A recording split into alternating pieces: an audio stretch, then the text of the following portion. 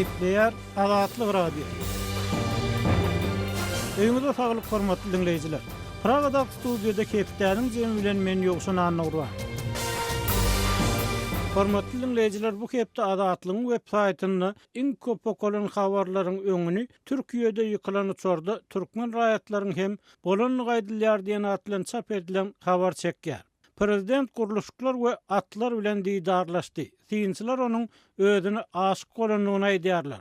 Türkmen häkimetleriniň koronavirus barada alyp barýan çäreleri ilaty dogula salýar. Raýatlar watana dolanýar, karantina düşýär, reisler ýatyrlýar. Türkmenistan koronavirusyň ýaýramagyna garşy çäre görýär. Lewap köçeler arasylap zaýlar aý renklere boýap prezidentiň saparyna taýýarlanýar diýen atlan çap edilen habarlarymyz hem bu hepde iň köp okulanlaryň bäşligine girdi. Bu hepde iň köp dinlenen gepleşikleriň başyny prezident guruluşyklar we atlar bilen diýdarlaşdy. Synçylar onuň özüni aşyk bolanyny aýdýarlar diýen atlan çap edilen gepleşik çekýär. Türkmenistany ilata virusdan gorunmagyň zerurdy gaýdylýar, derman gytalýar. Lewapda ýaş 40-dan aşan erkek işgärlerden arkadaňky alçal saçly bolmak talap edilýär diýen atlan çap edilen gepleşiklerimiz hem iň köp dinlenenleriň bäşligine girdi. Bu hepde iň köp görülenleriň başyny koronavirus barada bilmeli ýagdaýlar diýen atlan çap edilen video maglumat çekýär. Hakky we hakyky gyýylar ýurtdaky yeketek dinanlar Hakky toparynyň tarihatly videomyz hem tomoşaçy çekmegini dowam etdirýär. Türkmen görnüşleri bäsinçi hepde atly fotosergimiz hem bu hepde köp görülýär.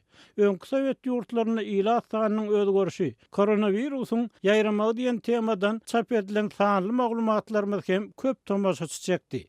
Bu hepde iň köp gurrun edilenleriň başyny raýatlar watana dolanýar, karantina düşýär, reisler ýatyrlýar. Türkmenistan koronavirusyň ýaýramagyna garşy çäre görýär diýen atlan çap edilen makala çekýär. Türkmenistanyň gitmek isleýän raýatlaryň sany ýyl-ýyldan artýar. Aşgabatyň tekawalaryna towuk gudy ara kesme bilen satyga çykarylýar. Lewapda ýaşy 40-dan aşan erkek işgärlerden arkadaňky ýaly saçly bolmak talap edilýär diýen atlan çap edilen makalalarymyzda hem okujularymyz, dinleýijilerimiz reaksiýa bildirip öz pikirlerini aýtmaga synanypdyrlar. Hormatly dinleýijiler, siz hem Azatlygyň goýan temalaryna goşulyp öz pikirlerinizi ýazmaga, aýtmaga çagyrýarys. Hormatly dinleýijiler, Hepdäniň jemini Hepdäniň aýagyna habarçylarymyzdan ogşan maglumatlar bilen dowam etdirýäris. Türkmenistanyň regionlaryny zähmet migrantlarynyň, maşgarlaryň daşary ýurtlara çykan agdalarynyň iýerýän valyuta seristeleriniň hasabyny guýaran aýlamaga çalışan hojalyklaryň barha köpelýänligi, bu ýagdaýyň häkimetleriň dogrulyň gara bazaryndaky aktiwliklerini güýçlendirmegine alyp gelýänligi habar berilýär. 7 fevralda gelen maglumata görä Mar şäheriniň Kemine köçesiniň uğruna ýerleşýän gök bazarnyň daşynda bekanun valyuta sewdasyny edýän raýatlaryň bir näçesi sagat 10 tutsak edildi. Azatlygyň habarçysy valyuta satma we almagy piş edilen dollarçylar bilen bir hatarda zähmet migrantlygyny oglunyň iýeren dollaryny manada çalışmaga gelen raýatyň hem welaýet jenaýat agtyryş bölüminiň işgärleri tarapyndan alınıp gedilenligini, ol adamlaryň bir sagat çemesi wagtsoň ýyllaryna dolanyp gelenligini, ellerindäki pullarynyň konfiskasiýa edilenligini habar berdi. Migrant oglunyň iýeren puluny manada öwürmäge çalışanyna tutulan raýatyň sözlerine görä, maşgalanyň manatda alýan aýly bolman soň ol ulanylan gaz, elektrik, tow we suw, zaý töleglerini tölemek, azyk satyn almak üçin dollar gara bazarda böldürmeli bolýar. Sebäbi valyutany döwlet kursyna bankda manada öwürseň ol kümmetini ýitirýär we hiç sada ýetmeýär. Türkmenistanyň newit bahalarynyň global arzanlamagy bilen güýçlenen ykdysady kynçylyklaryň fonuna dollaryň erkin sewdasy gadagan edildi we bu ýagdaý bir tarapdan ýurt içinde valyutanyň gara bazarynyň döremegine, ikinji tarapdan bank kartyna manat geçirip onu daşary ýurtda döwlet kursundan dollardy almak üçin tagalla edýän raýatlaryň köpelmegine alyp geldi. Synçylar Türkmen häkimetleriniň bir wada hem dollarçylary hem daşary ýurtlarda doğullarda alınýan türkmen feriştelerine garşy göreşmeli bolmaklaryny ýurtda emele gelen maliýet çäklendirmeleri bilen baglanyşdyrýarlar. Masal üçin Türkmenistanyň Kronikasynyň 7 fevraldaky maglumatyna görä Mara welaýatyna Western Union arkaly iberlen aýlyk feriştanyň möçberi 50% kemeldirip $200 bolanlygyndan $100 boldy. Adatlyň habarçyz dolar sewdasynda tutulan adamlaryň soňky gwallary bilen hem gyzyklandy. Olaryň gurrun vermeklerine görä elindäki puluny aldyrmak diňe meseleniň ýarsy. Mundan başga dolar sewdasyny edýän raýatyň işiniň döwlet salgyt gullugyna geçiriljekdigini aýdýarlar. Mundan öňem şeýle ýagdaýa düşdüm. Döwlet salgyt gullugy 150 manatdan 2 san jerime ýazdy. 300 manat tölemeli boldum. Ondan öňki gelek ýalan jerimelerini tölemäge pulumyň ýokdugyny aýtdym. Olar işimi kadyýete geçiripdirler. 7 gün tutsaqlykda oturdum diýip 50 ýaşlaryna raýat aýtdy. Daşary ýurtdaky garyndaşlaryndan dolar alýan raýatlar öz pullaryny gizlenip bölürmeli bolýar. Olar pullaryny aldyrmakdan gorkup, anamdar adam tanyş gözläp köp wagt ýitirýär diýip habar saýtdy. Emma manatda alýan aýlyklar bolmagan soň dolary gara bazarda gyssanmas bölürmeli bolýan adamlar hem bolýar. Adatlygyň habarçysy bilen anonimlik şertinde gurlaşan raýatyň tasdiklamagyna görä, işsizlikden horlanýan we bir ýa 2 agdasyny daşary ýurdy berip, şolaryň ýollan pullar esasyna güderan aýlayan maşgalaryň her 2-3 aýdan alýan ujutsuzly dolary polisiýa işgärlerini aldyrmagy olar üçin ullukan betbagçylyk bolup durýar. Polisiýa işgärler halkyň agyr güderan ýagdaýyna seretmeýär. Olar öz aýlyklarynyň başga para dalýarlar. Halkyň ýagdaýyny düşünmeýärler diýip raýat aýtdy. Şu günler Lewap vilayatynyň Türkmenabad şäheriniň we Faraw etrawynyň käbir daýhan birleşikleriniň ýaşaýjylary elektrik togunyň ýygy kesilmeginden şikayet edýärler. Türkmenabadda we onuň golaýyndaky ýaşaýyş nokatlarynda şeýlede Farawyň Maltumulu, Jeyhun we Jenni daýhan birleşiklerinde elektrik togunyň kesilmegi bilen bagly problemalar köpeldi. Türkmenabadda tog kesilenden 1 saat çemesi soňra gaýtadan berilýär. Ýöne Farawyň daýhan birleşiklerinde ýaşaýjylar günüň dowamında adından 4-6 saat toksuz kösenýärler diýip howpsuzlyk aladalar sebäpli gizlilik şertinde söhbetdeş olan habarçy 7 fevralda gurrun berdi. Onuň sözüne görä togyň kesilmegi bilen bagly wakalar soňky hepdelerde ýüze çykýar. Ýöne şu hepdäniň dowamında bu wakalar hassa ýygjamlaşdy. Şu hepde Türkmenabadda 1-nji günden başlap tä 4-nji güne çenli her gün tog kesildi. Bu adından 4 sapar gaýtalandy diýip habarçy belledi. Aýdylmagyna görä ýaşaýjylar elektrik energiýasi kesilende diňe togsuz däl, eýse suwsuz we ýyladys ulgamsız hem kösenýärler. Türkmenabaddaky köp gatly jaýlaryň en çemesine suw çykmaýar. Şonuň üçin adamlar elektrik bilen işleýän nasos arkaly öýlerine suw çekýärler. Şeýlelikde adamlaryň elektrik togu kesilende suwlary hem kesilýär. Şeýlede käbir mekteplerde ýyladys ulgamlary elektrik nasoslary bilen işledilýär. Tog kesilende bu mektepleriň ýyladys ulgamlary hem işlemeýär diýip bu barada Lewaplylaryň onlarçasy bilen söhbetdeş olan habarçy aýtdy. Lewap vilayatynyň häkimetleri elektrik togunyň kesilmeginiň sebäpleri barada ilat köpçüligine düşündürüş bermeýär. Farawyň elektrik edarasynyň telefon belgileri öçük bolup, hiç kim jogap bermeýär diýip yerli ýaşaýjylaryň biri Adatlygyň habarçysyna gurrun berdi. Adatlyk radiosynyň Lewapda toguň kesilmegi we onuň sebäpleri barada Türkmenabad şäher hemde Faraw etrap häkimliklerinden kommentari almak synanşyklary häzirlikçe netije bermedi. Gepleýär Adatlyk radiosyny hormatly dinleýijiler, hepdäniň jemini raýat aktivisti Nur Muhammed Hanan bilen söhbetdeşlik esasyny dowam etdirýär. Söhbetdeşligiň temasy Türkmenistany bagy we sanlygy öwürmek we şäher uruluşy boýunça göwerilýän ferişteleriň deň bölünmezligi barada. Habarlardan ma'lum bolýaly, geçen hepde prezident Gurbanuly Berdimuhammedow şu ýyl Türkmenistany 10 milyon diýip bag naharyny ekmek barada karara gol çekdi. 2018-2019 ýyllarda her ýyl 3 milyon bagyň ekilenini gaýdylypdy. Ondan öňki ýyllarda ekilen baglaryň sany biraz az bolupdy. Elbetde Finlandiýa ýaly kiçik ýurtda ýylda 150 milyon diýip bag naharynyň ekilýänini nazara alsaň, Türkmenistanyny ekilýän gaýdylýan baglaryň sany çişirlenne hem köp däl. Ýöne bu ýyl ekiljek baglaryň 7 milyon diýip köpeldilmeginiň sebäbi näme? Nur Muhammed ağa, siz şu yerdäki üýt göşükliги bagy sanynyň şeýle köpeldilmegini nämede görýärsiňiz? Öz pikiriňizi aýtsaňyz. Umumi alsak hakikatten bağ ekmek olur goğuda. Yönü hemme zadi bir akıl bilen etmeli. Meselem, çemgelen ağacı ekkeler, ya Türkmenistan'a çök ösmecek ağaçlarım, on anırsına seridilmeyen gelecekte bu ağaçlar Türkmenistan'ın hava şartlarına, yer şartlarına kavat gelýärmi? Bu zatlar hiç kim ünsürmen, yöne urra edip ekmelliyseler, çemgelen ağacı alýarlar da ekýärler. Bu düýbiniň näme dediğini aýdyrmen biraz soňrak. Ýene bir zatda aýtsak bolýanlar şu bag ekilşi barada. Ben Türkiýede şol işläp beren durumda Niyazov başlapdy şol dağın etegine ağaçlar ekmeli, ýaşyl uşak diýip programa tapyp ekdirýärdi. Ýöne şonu türkler diýerler de, türklerim hakykatdan dağda boş yerlerde ekilen ağaçlar tokuyu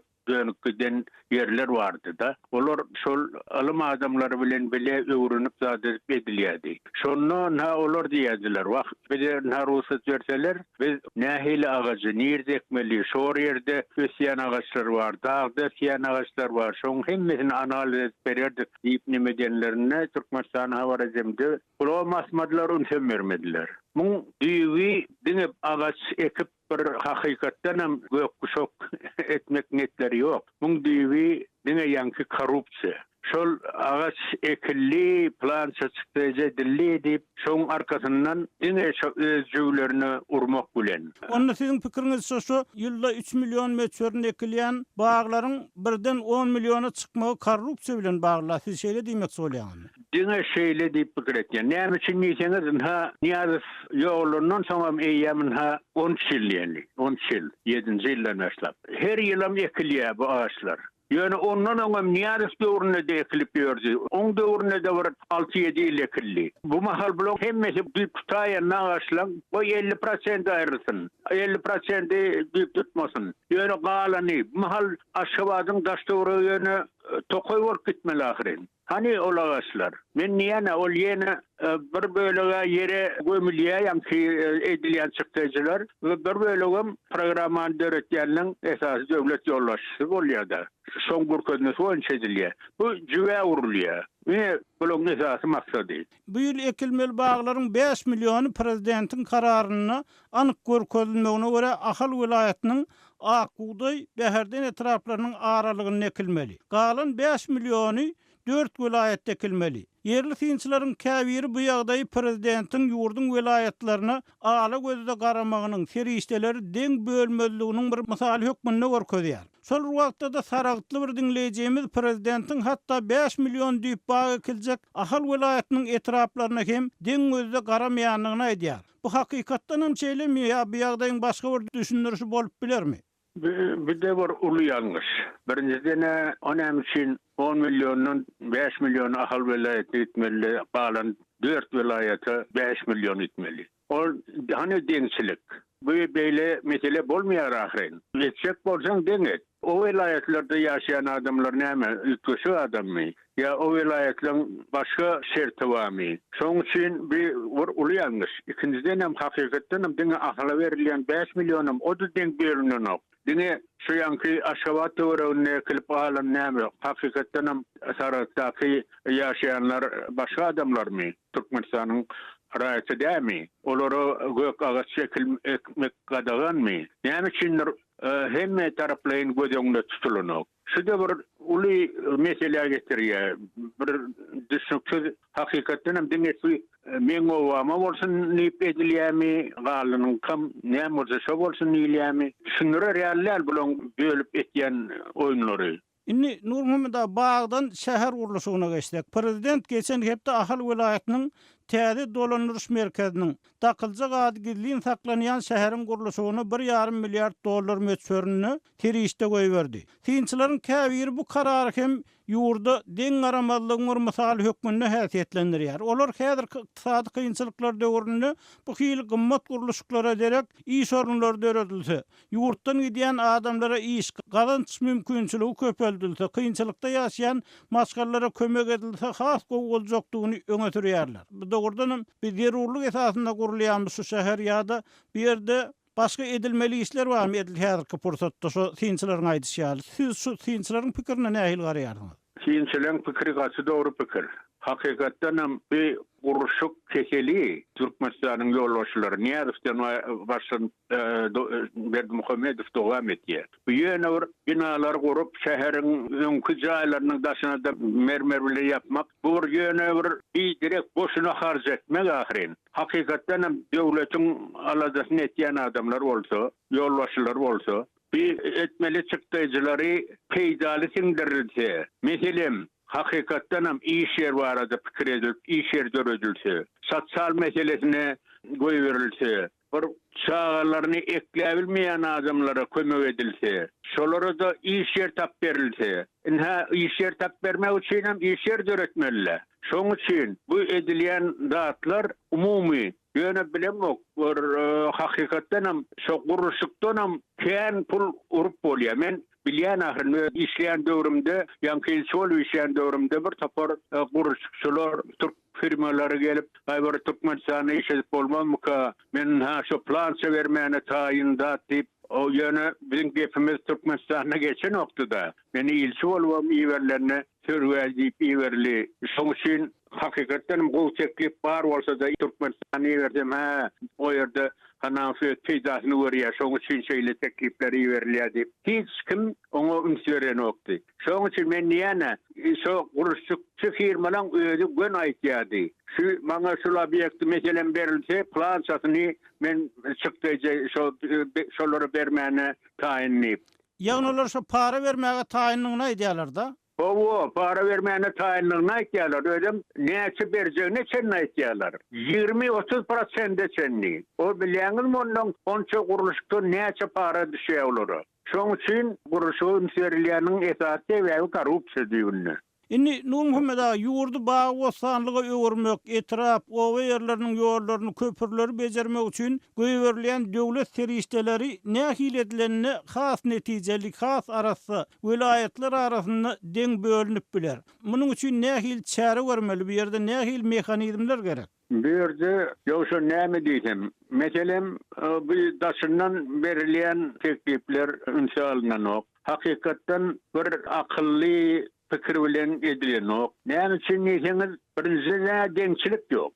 Ýene paýtagty owadanlap däde binalar, ýollar gurulup ünserilýän bolsa, bir topar etraplar ýöne dargap ýatýar.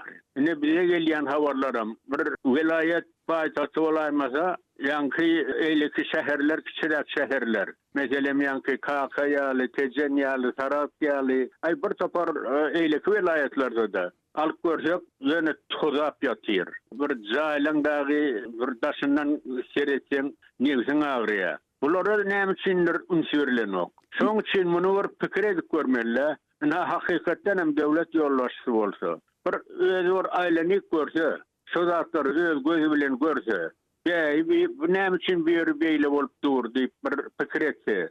Şondan hakykatdan hem şuňky siýasaty, şo guruşyk siýasatynam, eýleki iqtisadiýat siýasatynam şonu hakykatdan ütgedip bor. Ýöne olaň özi esasen Berdimuhammedow özi. Şu öz pikirini ütgetmese, o sistema ütgemýär Türkmenistanda. Hormatly dinleyijiler, bir raýat aktivisti Nur Muhammed Hanahyň pikiri edem, Türkmenistanyň döwlet serişdeleriniň welaýatlary, etraplara bölünüşi, infrastruktura meseleleri boýunça sizde nähili pikir garaýşlar bar? Bir de ýazyň, telefon edin. Gepleýär Adatlyk radiosi. Hormatly dinleyijiler, hepdeniň jemini owgan nepderimiz bilen dowam etdirýär. Söhbetdeşimiz Kawulla Kawarçymyz, jurnalist Saýmerdan Ulumrady. Saýmerdan Ulumrady bu owgan türkmenleriniň Muhammed Juma türkmeniň akwaly bilen baglykda gurunan protestleri nähil netije berdi? Şu barada maglumat berip bilmezmi? Owgan türkmenleri Muhammed Juma türkmen ýaşygynda öldürilenden soň ýeti gazaplanıp protest geçirmäge girişdi. 6 ýyllap şu protestleri dowam etdirdiler.